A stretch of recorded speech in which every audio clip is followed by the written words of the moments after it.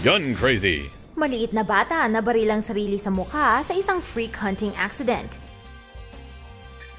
Isang batang lalaki sa Humboldt, Texas ang nasa kritikal na kondisyon matapos niyang mabaril ang kanyang sarili sa mukha gamit ang isang shotgun habang nag-hunting sila ng kanyang kuya Biyernes ng hapon.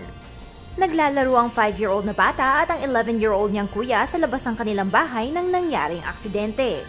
Dalawa lang sila nang nangyaring insidente. Ang kanilang ama ay nasa trabaho at ang kanilang ina ay nagpunta sa supermarket. Ang mga bata ay naghahunting sa labas nang hiniga ng kuya ng biktima ang kanyang shotgun sa sahig at iniwan niya ang nakababata niyang kapatid at ang shotgun nang walang nagbabantay. Sinabi ng kuya sa mga otoridad na narinig niyang pumutok ang shotgun sa ere at paglingon niya ay nakita niyang nasaktan ng kanyang kapatid. Mabilis na dinala ng kuya ang bata sa likod ng sasakyan ng kanilang mga magulang at tumakbo papunta sa bahay ng kapitbahay na kilala bilang si Mr. Fred. Tumawag si Fred at ang kanyang asawa sa 911 habang isa pang kapitbahay na si Miss Beth ang naglagay ng pressure sa tama ng bata.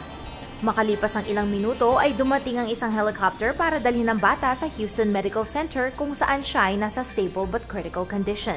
The little boy's got a long way to go for recovery. God's hands right now.